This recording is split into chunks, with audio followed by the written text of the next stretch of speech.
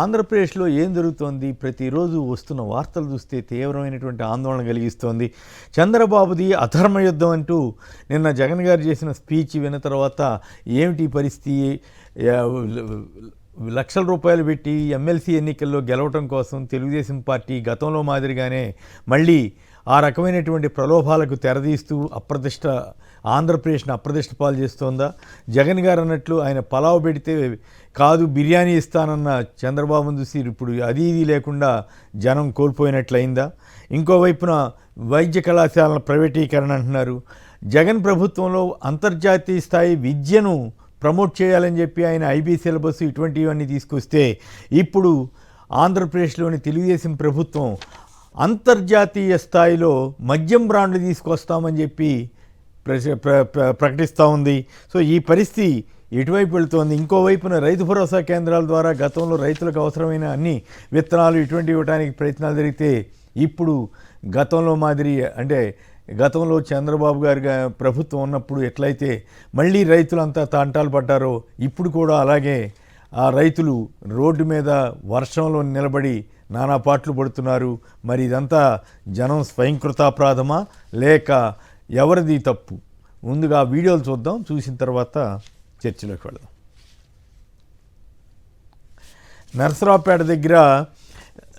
నరసరావుపేట సమీపంలో నరసరావుపేటలో ఈ విత్తనాల కోసం జనం రైతులు 10 రోజులుగా కాళ్ళరిగేలా తిరుగుతున్నామంటూ ఎదురుచూపులు చూస్తున్నాం. ఒకే ఒక్క దుకాణంలో విక్రయం, దాంతో క్యూ కట్టిన రైతులు కోరిన విత్తనాలు అందజేయలేని ప్రభుత్వం, నోరు మెదపని టీడీపీ ఎమ్మెల్యేలు, అన్నదాతల ఆగ్రహం. జేజేఎల్ 384 రకం వరి విత్తనం దొరక్క రైతులు నానా అవస్థలు పడుతున్నటువంటి సన్నివేశాలని మనం చూస్తున్నాం.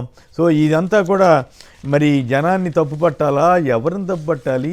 రైతు భరోసా కేంద్రాల్లో రైతులకు అవసరమైన అన్ని సేవలు అందించాలని జగన్ గారి ప్రభుత్వం ఆలోచన చేస్తే ఇప్పుడు యథాప్రకారం రైతులని రోడ్ల మీద తీసుకొచ్చిన ఘనత చంద్రబాబు గారి ప్రభుత్వానికి దక్కుతుందా? మరోవైపు రీసర్వేను అసలు రద్దు చేసేస్తామని చెప్పిన ప్రభుత్వం ఇప్పుడు రీసర్వేలో పొరపాట్లను సరిదిద్దే పరిస్థితికి వస్తామని చెప్పుకుంటున్నటువంటి తీరు.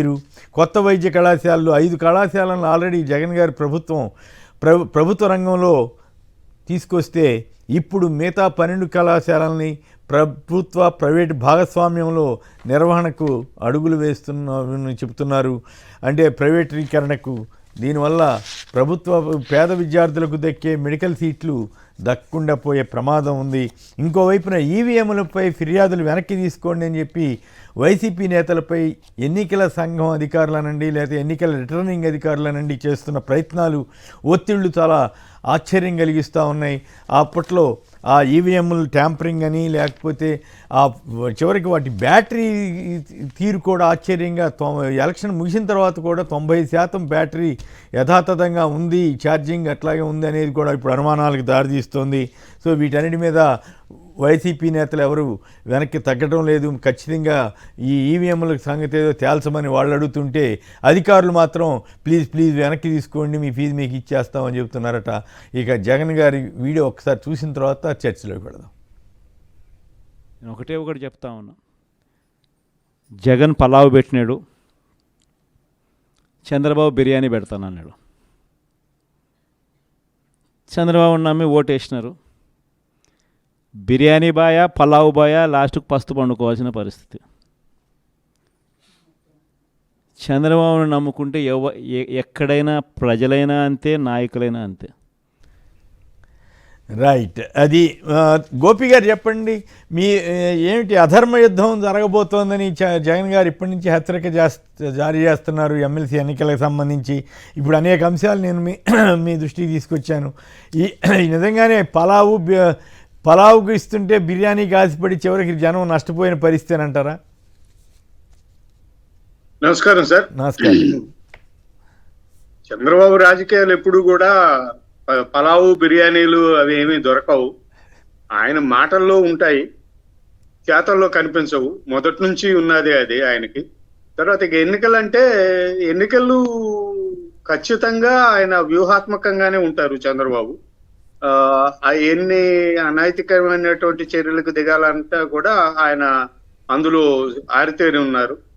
ఆయన వ్యవస్థలను వ్యక్తులను మేనేజ్ చేయగలిగిన సమర్థత ఉన్న నాయకుడు ఆయన.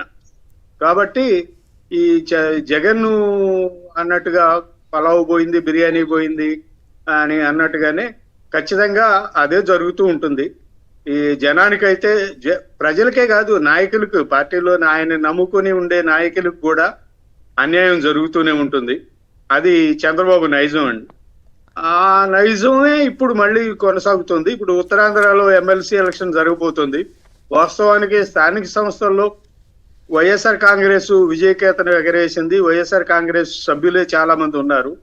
కానీ ఈ వారం 10 రోజులుగా చాలా మంది వైఎస్ఆర్ కాంగ్రెస్ కార్పొరేటర్లని, ఎంపీటీసీలని, జెడ్పీటీసీలని ప్రలోభాలకు గురి చేసి తీసేసుకుంటున్నారు. ఎట్లయినా సరే అది గెలవాలని. అది పూర్తిగా నైతికంగా అవుతుంది ఆ ఎన్నిక. అంటే బొత్స సత్యనారాయణ గారు లాంటి సీనియర్ నేతను ఓడించాలి అనేటువంటి జయంతో ఎన్ని అక్రమాలకైనా దిగుతారంటారా? అంతే, అదే జరుగుతుందండి. ఇప్పటికే ప్రలోభాలతో చాలా మంది ఎంపీటీసీలు, జెడ్పీటీసీలు తీసుకున్నారు.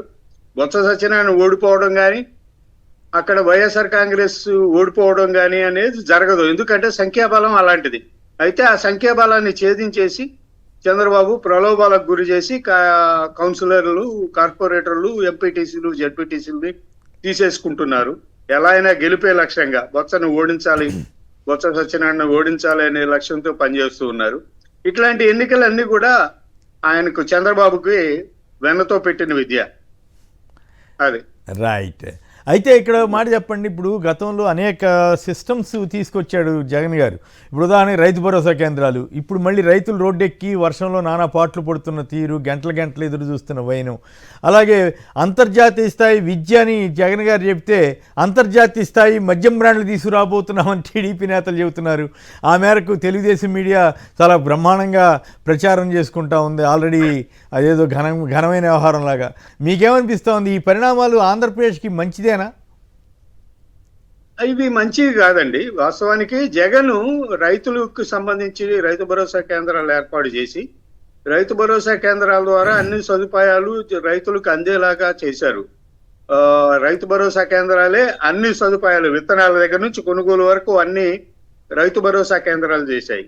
అయితే ఇప్పుడు అవన్నీ కూడా కుంటుపడిపోతున్నాయి. ఎందుకంటే పరిపాలకుడు చంద్రబాబు నాయుడికి వ్యవసాయం అంటే ఇష్టం ఉండదు. వ్యవసాయానికి ఆయన పూర్తి వ్యతిరేకి. రైతులు సంక్షేమం అనేది ఆయనకు పట్టని వ్యవహారం. ఆయన CEO. పరిశ్రమలు, పెట్టుబడిదారులు, సర్వీస్ సెక్టరు, వాటి పట్ల ఆయన మొక్కు చూపుతారు తప్ప వ్యవసాయం పట్ల ఆయనకి, రైతుల పట్ల ఆయనకు ఉండేటువంటి శ్రద్ధ ఉండదు. కాబట్టే ఈ రైతులు గత వారం రోజులుగా క్యూలో నిలబడి విత్తనాలు కొనాల్సిన పరిస్థితి వస్తుంది.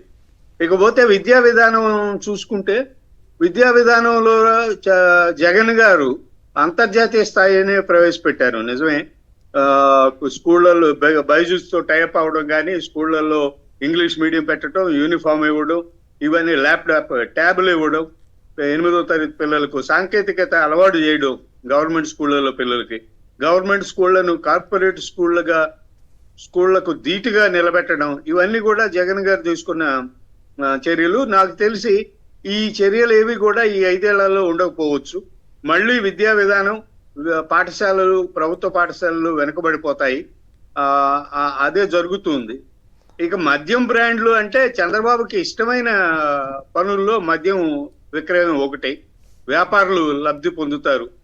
వ్యాపారుల సంక్షేమమే ఆయనకి లక్ష్యం. రైతులు ఎటుపోయినా, ప్రజలు ఎటుపోయినా ఆయనకి పట్టదు. సో వ్యాపారుల కోసం కొత్త మద్యం విధానం వస్తుంది. నాకు తెలిసి గత 5 ఏళ్లలో కూడా ఈ బూమ్ బీర్లు, ప్రెసిడెంట్ మెడల్ లాంటి బ్రాండ్లు, ఇవన్నీ కూడా చంద్రబాబు 2014-19 మధ్యలో అనుమతించిన బ్రాండ్లే కానీ జగన్ కొత్తగా బ్రాండ్లు అనుమతించడం చేయలేదు. జగన్ మద్యం ఏంటంటే అది ప్రభుత్వం దుకాణాల ద్వారా అమ్మింది అంతే తప్ప జగన్ చేసింది టైమింగ్స్ ఒకటి పెట్టాడు. ఆ 2 తప్ప బెల్ట్ షాపుల్ని తీసేశాడు. ఈ 3 కార్యక్రమాలు తప్ప జగన్ అందులో చేసింది ఏమీ లేదు. మద్యం మొత్తం బ్రాండ్లన్నీ కూడా చంద్రబాబు హయాంలో అనుమతి పొందిన బ్రాండ్లే వచ్చినాయి. ఇప్పుడు అంతర్జాతీయ స్థాయిలో బ్రాండ్లు వస్తాయంటున్నారు. అంటే వ్యాపారుల కోసం, వ్యాపారుల సంక్షేమం చంద్రబాబు ధ్యేయం కాబట్టి వ్యాపారుల కోసం ఆయన కొత్త మద్య విధానాన్ని అక్టోబర్ 1 నుంచి తీసుకురాబోతున్నాడు. అంటే ప్రభుత్వ ఈ ఉన్నటువంటి ఈ ఈ షాపులను ఎత్తేసి ప్రైవేట్ వాళ్ళకి ఇస్తారంటారండి ఎక్కడ? అంతే అంతే, ప్రైవేట్ వాళ్ళకి ఇచ్చేస్తాడండి. ప్రైవేట్ వాళ్ళే ఎక్కడికక్కడ లిక్కర్ అమ్ముకోవడం. మళ్ళీ యథాప్రకారం ఏమంటాము బెల్ట్ షాపులు ఇవన్నీ కూడా బ్రహ్మాండంగా వచ్చేస్తాయి అట్లయితే. బ్రహ్మాండంగా వచ్చేస్తాయి, బెల్ట్ షాపులు వచ్చేస్తాయి, ఊరికి 2-3 వచ్చేస్తుంటాయి. ప్రతి ఊర్లోనూ మంచినీళ్లు దొరికినా దొరకపోయినా మద్యం బాటిల్ అయితే దొరుకుతుంది, ఖచ్చితంగా అందుబాటులో ఉంటుంది. ఓకే, శేష్ కుమార్ గారు ఈస్ట్ గోదావరి, చెప్పండి. చంద్రబాబు గారి పాలన, దీనికి సంబంధించి వస్తున్నటువంటి చంద్రబాబు అధర్మ యుద్ధం చేయబోతున్నారు.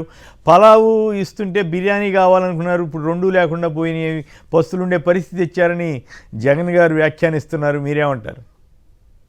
నమస్కారం అండి. నమస్కారం. ఈ ఈవీఎంల విషయంలో మాత్రం ఖచ్చితంగా కుట్రకోణం ఉందండి. ఇందులో ఈవీఎంలు దాంట్లో ఖచ్చితంగా కేంద్రం జోక్యం కూడా ఉంది కాబట్టి అండి, ఖచ్చితంగా ఈ విషయంలో ఐక్యరాజ్య సమితి జోక్యం తీసుకోవాలని నా అభిప్రాయం అండి. ఐక్యరాజ్య సమితి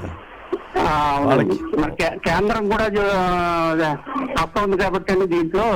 ఓకే, అది అట్లా ఉండదు కదా, ఐక్యరాజ్య సమితి దాకా వెళ్ళే పరిస్థితి ఉండదు, అట్లా ఉండదు, తప్పది. రైట్.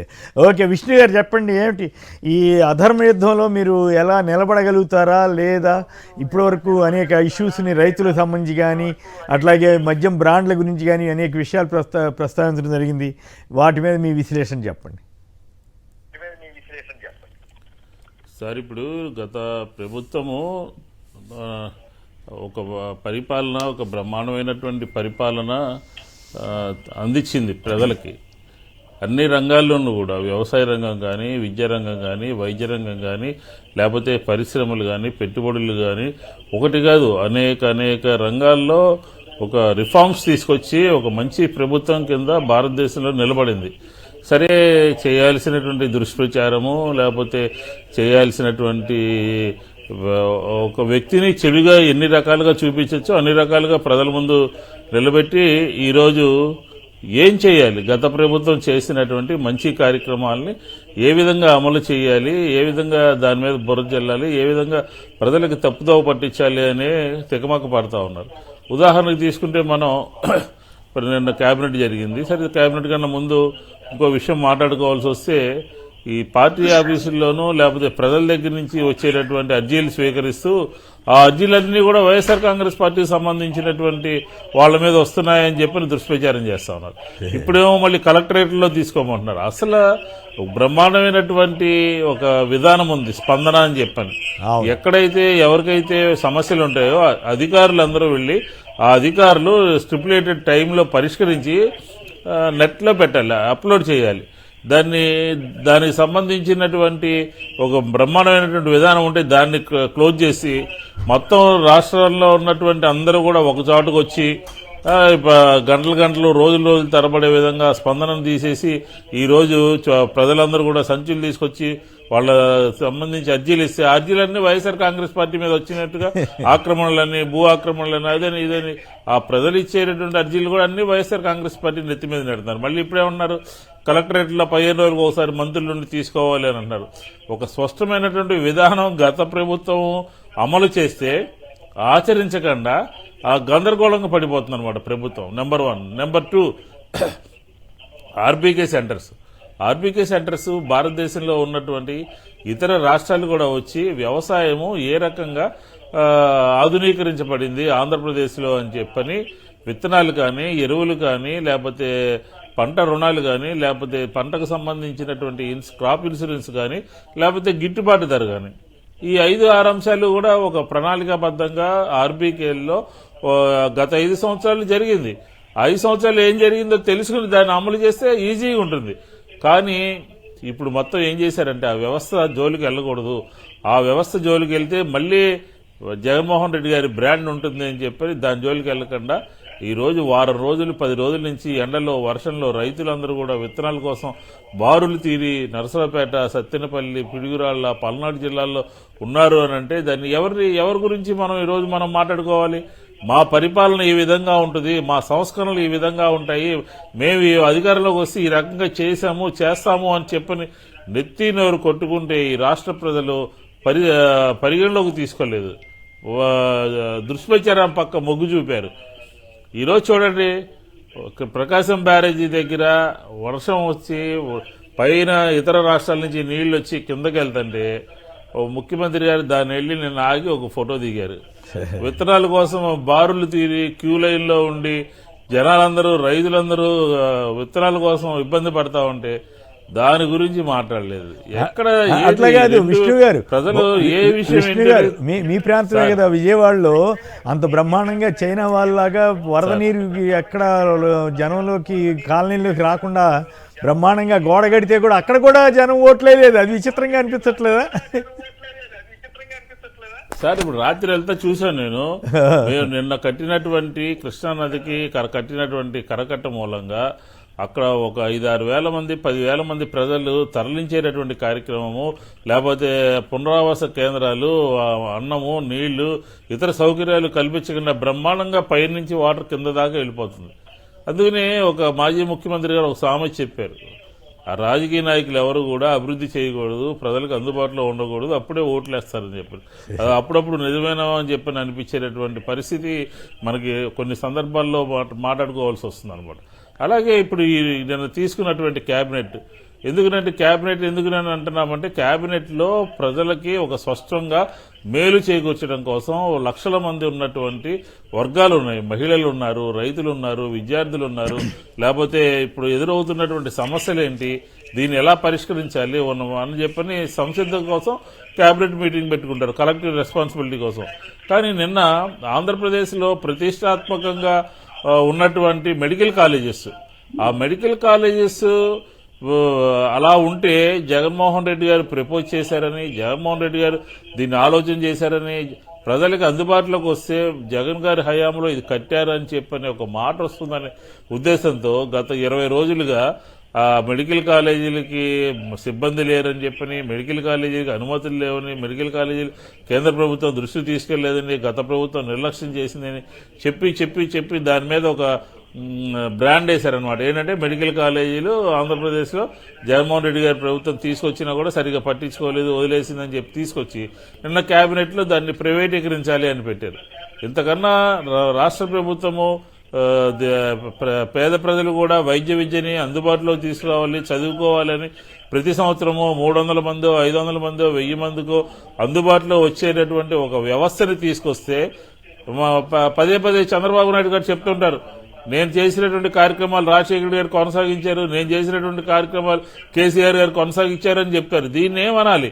ఈ ప్రైవేటైజేషన్ ఏమని చెప్పాలి? ఏ భాషలో చెప్పాలి? ఆంధ్ర రాష్ట్రంలో పేదవాళ్లు వైద్య విద్య చదువుకోకూడదా? ప్రైవేటైజేషన్ చేస్తే మళ్ళీ అది 1, 2, 3, 4 కోట్లకు పోతే ఎవరు ఎట్లా చదువుకుంటారు? అది అందరి ద్రాక్ష పండు కింద మారిపోతుంది కదా. కాబట్టి నేను అనేది ఏంటంటే, గందరగోళం పడిపోయి ఇంకా మీరు నా దృష్టిలో అయితే, నా ఆలోచనలో అయితే ఈ శాఖల్లో, ఈ సంబంధించినటువంటి వ్యవస్థల్లో ఇంకా ఇంతకన్నా రెవల్యూషనరీగా చేయగలిగింది ఏమీ లేదు. జగన్మోహన్ రెడ్డి గారు అన్నింటిలో కూడా మొత్తం బ్రహ్మాండమైనటువంటి ఆలోచన చేసి ఒక పకడ్బందీగా చేసినటువంటి కార్యక్రమాలు ఆయన 5 సంవత్సరాల పరిపాలనలో బాగా చేశారు. ఓడిపోవచ్చు కాక, ప్రజలు ఓట్లేకపోవచ్చు కాక, కానీ మేము చేసినటువంటి పనులు మాత్రం శాశ్వతంగా ప్రజలకి, ఆంధ్రప్రదేశ్ ప్రజల ముందు ఉన్నాయి. ఏ దారి కావాలి అని చెప్పని ఆలోచించుకోవాలి. నిన్న అన్నారే ముఖ్యమంత్రి గారు, ఏ దారి అని చెప్పని, అలా ఆలోచన చేసుకోవాలి.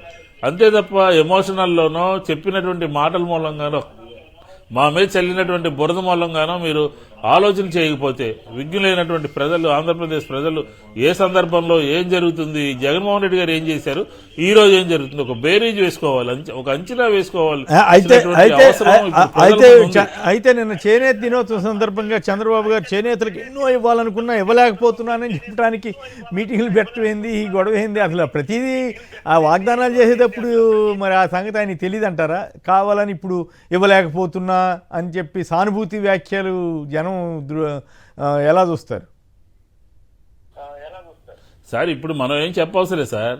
15 సంవత్సరాల క్రితం కొణిజేటి రోసయ్య గారు ముఖ్యమంత్రిగా, ఆర్థిక శాఖ మంత్రిగా ఉన్నటువంటి వ్యక్తి మీరు సోషల్ మీడియాలో చూస్తున్నారో లేదో, ఏం చెప్పారు? గెలవడం కోసం ఈ ముఖ్యమంత్రి గారే 15 సంవత్సరాల క్రితం ఏం చెప్పారు? ఈ ముఖ్యమంత్రి గారే గెలవడం కోసం 96 ఎన్నికల్లో ఏం చెప్పారు, 99 ఎన్నికల్లో ఏం చెప్పారు, 2004 ఎన్నికల్లో ఏం చెప్పారని మనం చెప్పడం కాదు. దివంగత నేతలు, ఈ రాష్ట్రాన్ని పరిపాలించినటువంటి నేతలు, ఈ రాష్ట్రంలో ముఖ్యమంత్రిగా పనిచేసినటువంటి నేతలు రోసయ్య గారు చెప్పారు, రాజశేఖర్ గారు చెప్పారు. ఈరోజు మనం చెప్పవసరలా. అధికారంలో కోసం జగన్మోహన్ రెడ్డి గారి మేనిఫెస్టో బాగోలేదు అని చెప్పని పార్టీలో బాగోపోవడం అంటే ప్రజల్ని మరొకసారి మభ్యపెట్టేటటువంటి ప్రయత్నం చేయండి అని చెప్పని, పెన్షన్ పెంచేస్తామని చెప్పని, రైతులకి గిట్టుబాటు ధర నెల సంవత్సరం నుంచి 20,000 చేస్తామని రకరకాలుగా చెప్తున్నారు. మన మేనిఫెస్టోలో కొత్తదనం ఏమీ లేదు. మనం కూడా దీన్ని మార్చి చెప్తే బాగుంటుంటే, ఈ రాష్ట్ర ఆర్థిక పరిస్థితి మనకు తెలుసు, ఈ రాష్ట్రంలో ఉన్నటువంటి పరిస్థితులు తెలుసు. మనం ఏదో చెప్పేసి చేయకుండా మోసం చేసేటటువంటి నైజం మన పార్టీకి లేదు. ఎందుకంటే 2014 ఎన్నికల్లో రైతు రుణమాఫీ పూర్తిగా చేస్తామని చెప్పి చంద్రబాబు నాయుడు చేయలేకపోయినటువంటి పరిస్థితి తెలుసు. ఈ రోజు మనం చేసినటువంటి కార్యక్రమాలే ఇంత అవుతాయి, కొత్తగా ఇచ్చేటటువంటి హామీలు ఇంత అవుతాయని కాబట్టి ప్రజలకి కళ్ళకి కట్టినట్టుగా జగన్మోహన్ రెడ్డి గారు మండు టెండలో చెప్పారు సార్. ఇలా ప్రజలకి ఏంటంటే అర్థం కాల. సూపర్ 6 అని చెప్పని పేరు పెట్టి మేమిద్దరం కలిసి ఇలా చేస్తాం అలా చేస్తాం అని చెప్పని ఒక వ్యక్తి మీద 3 పార్టీలు వెళ్లి ఈ రకంగా మభ్యపెట్టి ఈరోజు పరిస్థితి, రైతులేమో లైన్లో నుంచినటువంటి పరిస్థితి, ఫిర్యాదుదారులేమో రాష్ట్రం అంతా కూడా ఒక చోటుకు వచ్చేటటువంటి పరిస్థితి, అమ్మఒడి విద్యా దీవెన లేనటువంటి పరిస్థితి. ఇంకా మనం అంతా కూడా చూస్తూ ఉండాలి. ఎందుకంటే ప్రజలకి నెత్తి నోరు కొట్టుకుని ఈ రకమైనటువంటి పరిపాలన భవిష్యత్తులో ఉండదు. మీరు నమ్మి చంద్రబాబు నాయుడుకి ఓటు వేస్తే మీకు పథకాలన్నీ ఎత్తేస్తారు, పేదరిక నిర్మూలన ఉండదు, విద్య వైద్యం పట్ల అశ్రద్ధ వహిస్తాడు, చేయడు, చెప్పిన పని చేయడు అని చెప్పని జగన్మోహన్ రెడ్డి గారు చెప్పారు సార్. కావాలంటే ఒకసారి ఆ వీడియో ఉంది, అదే ప్లే చేయమన్నాడు. ఈ రోజు మనం ప్రజల పక్షాన ఇది చెప్పేవి చేయట్లేదని మాట్లాడుతున్నప్పటికీ కూడా ప్రజలకు కూడా తెలిసి రావాల్సిన అవసరం ఉంది. ఏ ప్రభుత్వం ప్రజల కోసం ఉంటుంది, ఏ ప్రభుత్వం విద్య కోసం ఉంటుంది, ఏ ప్రభుత్వం వైద్యం కోసం ఉంటుంది అని నిలబడాలి. నేను ఎందుకంటానంటే జగనన్న వైద్యం అని చెప్పని ఒకటి పెట్టాం సార్. మేము ప్రతి డివిజన్ లోను, ప్రతి సచివాలయం పరిధిలోను పెట్టి టెస్టులన్నీ చేసి ఫ్రీగా మందులన్నీ ఇచ్చి వాళ్ళందరినీ సంచిలో మందులేసి ఇంటికి పంపించినటువంటి ప్రభుత్వం ఈ ప్రభుత్వం చేస్తుందా చెప్పండి? నేను స్వయంగా చూశాను. కొన్ని ఊళ్ళలో మెడికల్ క్యాంపులు పెట్టి మీరు కొన్ని ఊళ్ళల్లో అక్కడికి మొత్తం డాక్టర్లని పెద్ద పెద్ద ఎక్స్పర్ట్లను కూడా పిలిపించి చేయించినటువంటి సందర్భం నేను చూసి ఆశ్చర్యవేసింది. ప్రభుత్వం ప్రజల దగ్గరికి వైద్యాన్ని ఇట్లా తీసుకొస్తుందా అని. కానీ విచిత్రం ఏంటంటే ప్రజలు ఎవరు దాన్ని యాక్సెప్ట్ చేయలే. మాకు ప్రైవేట్ ఆసుపత్రులే బెటర్ అనుకున్నారు. మరి ఏందో విచిత్రంగా ఉంటుంది. అభివృద్ధి జరిగిన చోట ఓడిచ్చారు, మరి ఇట్లాంటి చోట సంక్షేమం జరిగిన చోట ఓడిచ్చారు. ఇది ఏందో అర్థమే కాదు. రైట్. ఇందాక నిన్న మా నాయకుడు ఒకడు మాట్లాడినట్టు గోబెల్స్ అని చెప్పనే వ్యక్తిని ఆదర్శంగా తీసుకుని ఈ ప్రభుత్వం పనిచేస్తుంది సార్. ఎందుకంటే లక్షల్లో సర్టిఫికేట్లు, లక్షల్లో క్యాస్ట్ సర్టిఫికేట్లు, లేకపోతే ఇన్కమ్ సర్టిఫికేట్లు అన్ని స్పాట్ లో ఎంఆర్ఓలు మొత్తం అందరూ పెట్టి సచివాలయం వ్యవస్థ ద్వారా నా నియోజకవర్గంలో అయితే రమారామి 30,000 మందికి మళ్ళీ పూర్తి స్థాయిలో సర్టిఫికేట్లను ఇవ్వడం జరిగింది. వైద్యాన్ని అందించాం మేము ధైర్యంగా. లేకపోతే 108, 104 ఇవన్నీ పెట్టి అక్కడ ఎవరికైనా హార్ట్ ప్రాబ్లం అయితే మళ్ళీ ఈసీజీలు తీయించి మళ్ళీ అది నెట్వర్క్ హాస్పిటల్ పంపించి దగ్గరుండి వైద్యం చేయించినటువంటి ప్రభుత్వం ఈరోజు. అది ఒక్కొక్క నియోజకవర్గంలో చూస్తే 70,000, 40,000, 50,000 అది ఈవీఎంల ప్రభావమో లేకపోతే సూపర్ 6 మభ్య పెట్టడమో ఏంటో దేవుడికే తెలియాలి. మా లీడర్ అన్నట్టు దేవుడికి తెలియాలి. కాబట్టి ఈ ప్రభుత్వం గురించి మాట్లాడాల్సి వస్తే చాలా ఉంటుంది, మనకు సమయం లేదు. కాబట్టి ఏ రంగంలోనూ కూడా ఈ 5 సంవత్సరాలు పరిపాలించినప్పటికీ కూడా జగన్మోహన్ రెడ్డి గారి గవర్నెన్స్ ని ధీటుగా తట్టుకునేటటువంటి, అంతకన్నా మంచి ఆలోచన చేసేటటువంటి పరిస్థితి అయితే లేదు. కాబట్టి జగన్మోహన్ రెడ్డి గారు ఖచ్చితంగా ఆయన ఉదాహరణకు మనం తీసుకుందాం సార్. సర్వే గురించి మాట్లాడాల్సి వస్తే దాన్ని ఏం చెప్పారు? లోపభూయిష్టం అన్నారు. దాన్ని ఏం చెప్పారు? ఇది సర్వే అంతా వేస్ట్ అని చెప్పారు. పోయినసారి ఏం చెప్పారు? సర్వేని కొనసాగిస్తామన్నారు. ఈ రోజు మళ్ళీ ఆ సర్వే జగన్మోహన్ రెడ్డి గారు చేసినటువంటి సర్వేని మనం కూడా చేస్తే ఆ ప్రభుత్వానికి మంచి పేరు వస్తుంది. ఇప్పుడు జరిగినటువంటి సర్వే గ్రామ సభలు పెట్టి వాళ్ళ దగ్గర నుంచి ప్రజల దగ్గర నుంచి తీసుకుంటారంట. సర్వే జరిగిందంతా కూడా బ్రహ్మాండంగా జరిగింది.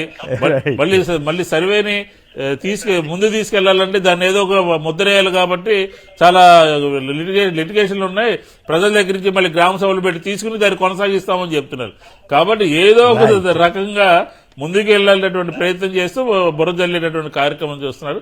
విజ్ఞులైనటువంటి ఓటర్లు కానీ, ప్రజలు కానీ, ఈ రాష్ట్రంలో ఉన్నటువంటి మేధావులు కానీ, ఈ రాష్ట్రంలో ఉన్నటువంటి తటస్థవాదులు కానీ అందరూ కూడా గత ప్రభుత్వం ఏం చేసిందో చూసుకోవాలి, ఈ ప్రభుత్వం ఏం చేసిందో చూసుకోవాలని చెప్పి కోరుతా ఉన్నాం. రైట్. మునిస్వామి గారు బెంగళూరు నుంచి. మునిస్వామి గారు నమస్కారం, మాట్లాడండి సంక్షిప్తంగా. తర్వాత తిలక్ గారు నమస్కారం సార్. నమస్కారం, చెప్పండి. ఇప్పుడు చంద్రబాబు అలవాటు ఏమంటే తప్పు చెప్పాడు, జనాలు నమ్మినారు కాబట్టి ఓట్లు వేసినారు. ఇప్పుడు జనాలకి బుద్ధి వస్తుంది ఇంకా ఈ 5 ఏళ్లలో. బుద్ధి అట్లాంటి పదాలు వాడొద్దులే. విషయం అవగాహన కలుగుతా ఉంది. తప్పు జరిగిందా లేదా అన్న విషయాల మీద ప్రజల్లో ఒక అవగాహన వస్తుందా రావట్లేదా అని చూడాలి. రైట్. సీనియర్ పాత్రికేయులు శ్రీ కేబీజీ తిలక్ గారు లైన్లో ఉన్నారు. తిలక్ గారు నమస్కారం, మాట్లాడండి. నమస్కారం కేసీఆర్ గారు. నమస్కారం. ఇప్పుడు చంద్రబాబు నాయుడు గారు రోజు స్టాండ్ దగ్గర నుంచి ప్రెసిడెంట్ ఫెయిల్ అయ్యాడు, స్కీమ్లు అమలు జరపటం లేదా అని చెప్పింది. అది అట్లా పక్కన పెడితే ఈ మంత్రివర్గంలో నిన్న మంత్రివర్గ సమావేశం జరిగింది. దాంట్లో కొత్త థియరీ తీసుకొచ్చాడు, కొంచెం హాస్యాస్పదంగా ఉన్నాయి. ఏంటండి కొత్త థియరీ? కొత్త థియరీ అది హాస్యాస్పదంగా ఉన్నాయి. ఎట్లా అంటే రాజకీయ నాయకులకి పదవులు ఇస్తే రాష్ట్ర జనాభా పెరుగుతున్నాడు. ఎట్లా అంటే ఆయన చెప్పిన దాంట్లో వివరణ కూడా ఉంది. ఈ రాష్ట్రంలో సంతానోత్పత్తి రేటు పెరిగిపోతుంది, తగ్గిపోతా ఉంది. పనిచేసే వాళ్ళ సంఖ్య తగ్గుతోంది. 60 సంవత్సరాల పైబడిన వారి సంఖ్య పెరుగుతోంది. ఇది పునరుత్పత్తి రేటు జాతీయ స్థాయిలో 2.1 ఉంటే రాష్ట్రంలో 1.5 ఉంది. ఇట్లా లెక్కలన్నీ చెప్పి కాబట్టి ఇది జరుగుతోంది. కాబట్టి స్థానిక సంస్థల్లో 2 పిల్లలు ఉన్నాయి కానీ పోటీ చేయడానికి వీలు లేదు, 2 పిల్లల కంటే ఎక్కువ ఉంటే అనే నిబంధన తీసేస్తున్నారు. ఆ నిబంధన తీసేస్తే జనాభా రేటు పెరిగితే నాకు అర్థం కదా. అవును, చాలా విచిత్రంగా ఉంది ఆర్గ్యుమెంట్. అవును, ఆర్గ్యుమెంట్ చాలా వివరణ, చాలా డీటెయిల్ ఇచ్చారండి. పునరుత్పత్తి వయసు సగటు 32.5 సంవత్సరాలు ఉంటే 2047 నాటికి 40 ఏళ్ళు అవుద్దట పురుషుల్లో. మహిళల్లో 29 సంవత్సరాలు ఉంటే 2047 నాటికి 35 సంవత్సరాలు అవుద్దట. కాబట్టి ఈ రాజకీయ నాయకులు పదవులు ఇస్తే జనాభా పెరుగుతున్నారు. అది కూడా ఎమ్మెల్యే పదవులు ఇవి కాదు, స్థానిక ఎన్నికలు, ఎంపీటీసీ, జెడ్పీటీసీ ఎలక్షన్స్ లో పోటీ చేయాలంటే ఆ 2 పిల్లలు ఉన్నా కూడా దాటి 3 పిల్లలున్నా 4 పిల్లలున్నా అలౌ చేయొచ్చు అనే కొత్తది ఇది చట్టాన్ని సవరిస్తున్నారు. అదో విచిత్రమే మీరు చెప్పినట్టు. పిల్లలకి అంత హాస్యాస్పదంగా ఉంది. రెండోది ఈ లిక్కర్ విషయానికి వస్తే ఇది తెలుగు వైసీపీ హయాంలో విధానాల వల్ల ఆరోగ్యం చెడిపోయిందంటే, లివర్ పాడైపోయినట. ఆ రిపోర్ట్ ఎవరిచ్చారని లోపల ఒక సంస్థ పేరుతో చెప్పి రిపోర్ట్ బయట పెట్టారు. అది మద్రాసు సంస్థ. ఆ చెన్నై సంస్థ వాళ్ళు మేము ఇవ్వలేదు అటువంటి రిపోర్ట్ అని ఖండించారు. ఇప్పుడు ఏంటి కొత్త థియరీ? వైసీపీ హయాంలో సేల్స్ పడిపోయినాయట. 232 లక్షల కేసులకి మద్యం అమ్మకాలు పడిపోతే బీర్ అమ్మకాలు 436 లక్షలు పడిపోయినాయి సార్. ఇప్పుడు మద్యం తాగండి అంటున్నారా? అందువల్ల 18,000 కోట్ల నష్టం వచ్చింది రాష్ట్రానికి ఈ తాగకపోవడం వల్ల. అందువల్ల ఎక్కువ మంది తాగాలంటే ఇది ఇంటర్నేషనల్ బ్రాండ్స్, మల్టీనేషనల్ కంపెనీలు, జాతీయ స్థాయి ప్రముఖ సంస్థల మధ్య అందుబాటులో లేక తీసుకురావాలట. అంటే వాళ్ళతో ఏమి అండర్స్టాండింగ్ ఉంది, ఏం కుంభకోణం జరగబోతుంది దీంట్లో.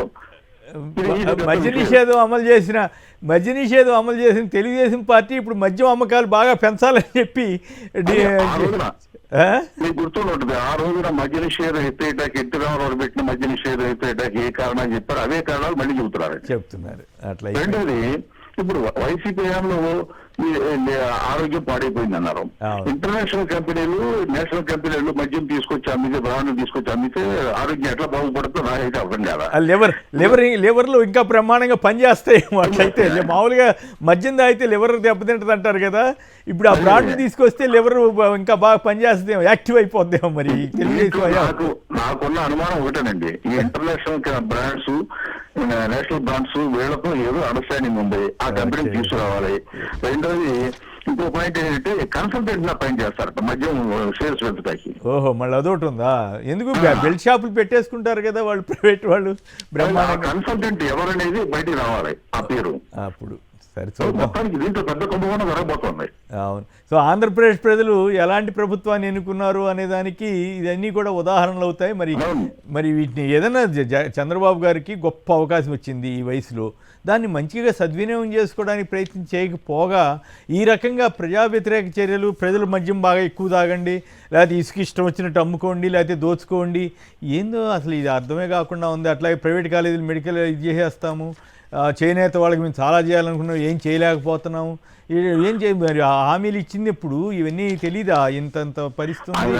ఒకటండి, మున్సిపల్ మినిస్టర్ నారాయణ గారు కాంట్రాక్టర్లతో సమావేశం అయ్యారు. ఓకే, కాంట్రాక్టర్లతో సమావేశమై వాళ్ళు ఏం చెప్పారు, మీ హయాంలో మాకు స్వర్ణ ఇది ఇవ్వండి, వైసీపీ వచ్చాక పాడైపోయింది, మీరే ఏదో చేయాలంటే మొత్తం చేసేస్తాం, అన్ని మొత్తం తీసుకొస్తామని ఇప్పుడు మా అమరావతిలో అన్ని కాంట్రాక్టులకు ఇచ్చేట్టుగా పీపీపీ విధానం తీసుకురావడం ఒకటి. రెండు, ఈ కాంట్రాక్టర్లతో పాటు ఈ టోల్ గేట్లు పెట్టడం. మామూలు బాధలు కాదు, ఇక గ్రామం నుంచి ఇంకో గ్రామం వెళ్ళాలంటే టోల్ గేట్. రైట్. ఓకే అండి, థ్యాంక్ యూ తిలక్ గారు. ఫైనల్గా గోపి గారు, మీరు కూడా తిలక్ గారి వాదంతో అంగీకరిస్తారా? సంక్షిప్తంగా ఒక మాటలో చెప్పండి. అది ప్రపంచానికి తెలిసిన విషయం అండి. అందరూ ఏకీభవించాల్సిందే ఆ విషయంలో. చంద్రబాబు నాయుడు చెప్పేది ఒకటి, చేసేది ఒకటి ఉంటుంది. అట్లా కాదుగా, ఈ వయసులో మంచి అవకాశం వచ్చింది, రైట్, జరిగింది ఏదో ఇటు జరిగింది, నేను ఇట్లా చేయబోతున్నానని ఒక పద్ధతి ప్రకారం చెప్తే ఆయనకే మంచి పేరు వస్తుంది కదా. ఇప్పుడు ఉన్న మంచి అన్నీ మొత్తం తీసవతలు బారేసి మళ్ళీ కొత్త సమస్యలన్నీ ఎందుకు తెచ్చుకుంటూ అప్రతిష్ట పాలవ్వాలో అర్థం కావట్లేదు.